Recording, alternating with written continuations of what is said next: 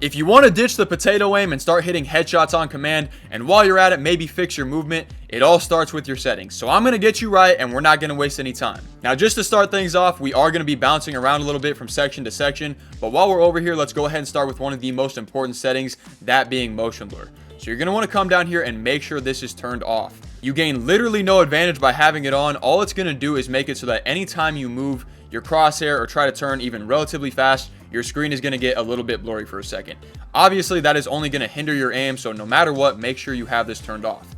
Next up, another obvious one, come down here and make sure that your aim assist, both precision and tracking, are set to 100%.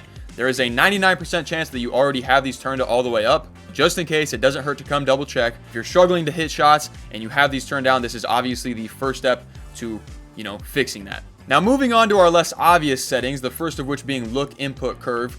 Basically, all this is how the game processes your right stick input.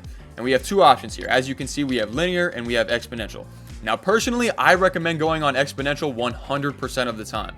Now, what linear is going to do is basically just interpret your right stick input for exactly what it is. Now, that's not necessarily a bad thing, but the advantage of exponential is that it allows you to be a little bit more precise. So say you're trying to shoot at somebody that's 150, 200 meters away, whatever it may be, they're super far away, they might just be a little speck on your screen. And you're just trying to move your crosshair ever so slightly over top of them. Exponential is going to pick up that you're only trying to move your right stick just a little bit, and it's going to allow that crosshair movement, in sync with your right stick movement, to just be a little bit more slight. It's not going to be as exaggerated as it would be on linear. And in turn, it's just going to allow you to be really more precise from all ranges. So for that reason, I feel like exponential gives you the biggest advantage. That's not to say, like I said, linear is a bad thing. I'm not saying you can't test them out and see which one works best for you, but from all ranges, especially when you're trying to be a little bit more precise with that right stick, especially when somebody's far away as opposed to when they're really close, I feel like exponential is just better across the board. Now, moving on to another super important one, you're going to want to come up here and make sure that all of your turning boosts are set to 0%. That includes both your horizontal and vertical boost in your look sensitivity, as well as in your ADS sensitivity down here. Turning these up even just a little bit is only going to hinder your aim. All it's going to do is basically give your sensitivity a speed boost when you initially start to, move your crosshair or try to turn. This is not good. It's going to make pretty much every shot you have to move your crosshairs for turn into a flick shot, which is obviously going to make it harder to aim. Not saying flick shots don't have a place in the game, but ideally you do it as, little as possible. And overall, it's just going to make your aim really herky-jerky, clunky, not smooth like you'd like. So once again, make sure all four of these are turned to 0%. Having them on even a little bit, and I think they start out default up like 30% or something like that. Having them on is going to be one of the biggest hinders to your aim, so turn them off. Now, moving on to your dead zones and sensitivities. These are the only two areas where I'm not going to tell you to copy my settings exactly, because it really just varies from person to person and controller to controller. So as far as your controller dead zones go, you're just going to want to get these as low as you can possibly get them without triggering any sort of stick drift. And no, adjusting these is not going to damage your controller in any way. Every controller has a little bit of stick drift, and when you put these low enough, you are going to start to pick that up. So you're just going to want to get them set to, right before that threshold.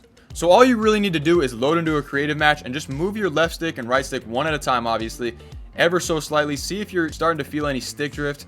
If you're not, jump back into the settings, knock it down a percentage or two, and just keep on doing that until you start to pick up a little stick drift.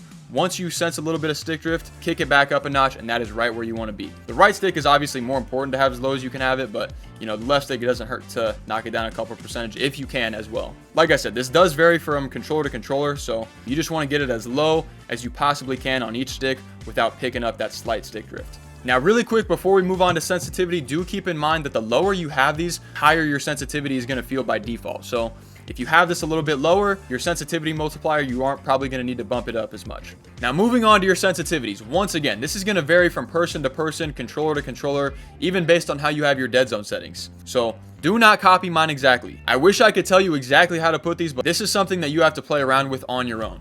If you want to use mine as a baseline to start out as, you can, but even that, like I said, you probably have a different controller and different dead zone settings, so it's going to be, it's going to be a little bit different. So just play around with it. The one thing I will say, prioritize your aim and precision. Obviously, it is very helpful to be able to move your crosshair and turn very quickly, but the speed at which you can move your crosshair does not matter if you can't consistently put your crosshair where you're trying to put it. So if your sensitivity is too high paired with your dead zones and whatnot to be able to consistently hit your shots, hit your edits, build quickly but under control, then turn it down a little bit. You can always practice and then, turn it up a little bit later down the line. So just to reiterate, Do not copy my settings exactly. This is the one thing where you really just got to play around and figure out what works for you. Now, before we get to the movement settings, this one kind of ties right in. I have nothing to sell you, but I do recommend getting a controller like an Elite controller or some sort of scuff controller, something with paddles that you can bind your jump button to. Why do I say that? Because obviously by default, your jump button is set to A or X if you're on PlayStation. But the reason I say that is obviously to trigger a jump, you have to take your thumb off the right stick. And anytime you're taking your thumb off your right stick, you're going to be hindering your aim, especially mid-fight. Once again, I have nothing to sell you. This is not an ad. Just, an Elite controller, a scuff controller, some sort of PlayStation Elite controller, whatever it may be. I do recommend getting something with paddles on the back so you can bind especially that jump button and maybe even that build button to a paddle on the back, so that way you're not constantly taking your thumb off your aim joystick. Really quick before we get into the movement, if you guys are enjoying the video or finding it useful in any way, shape, or form, please do me a favor, consider dropping a like on the video, sub to the channel if you're new. My being able to do this full time is because of things like that, your guys' support. So I thank you all so much for that. So if you could just consider doing that for me, I would greatly appreciate it. And without further ado, let's get into the movement. Now, not all, but most of your basic movement settings are going to be right here under the movement tab. I'm not going to waste your time explaining them all to you. They're all pretty simple and self-explanatory if you just hover over them. But I would recommend copying these settings exactly. Obviously, you don't have to, just my suggestion. But like I said, they're all pretty simple, and this is how I would set mine exactly. The one thing that does go under the radar a little bit is the slide hold time. I 100% recommend knocking this all the way down to 1/10 of a second. Not only is this going to allow you to trigger a slide quicker, which is obviously going to be super helpful in those really intense fights, but it's actually going to make it so that, let's say you're in a fight and you're out of stamina so you can't sprint anymore. This is going to make it so that it actually requires less momentum for you to trigger a slide. So even if you're not sprinting, as long as you just get going in whatever direction you'd like to slide in, just a little bit, you can still trigger one.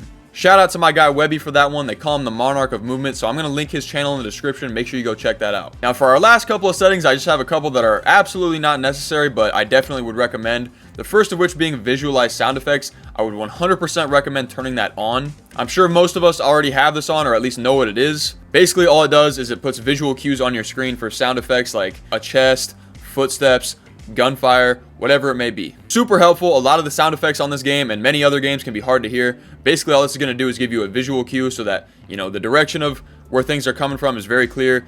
Honestly, it gives you the visual cue before you would actually even hear the sound regardless. So for that reason, I highly recommend it. Definitely not necessary, especially if you don't like the way it looks. Just my opinion. And finally, if you're someone that doesn't like using replay mode, I would suggest coming down here and turning off all of these record replay settings. Replays being recorded does have the potential to knock down your frames per second just a little bit. Nothing crazy. If you've already had it on, you probably haven't even noticed it. So like I said, if you're someone that does like to watch the replays, definitely don't sacrifice this. It's not that big of a deal.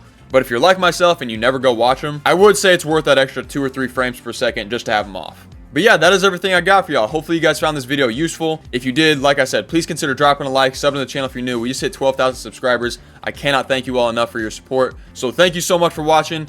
God bless, and I will catch you in the next one.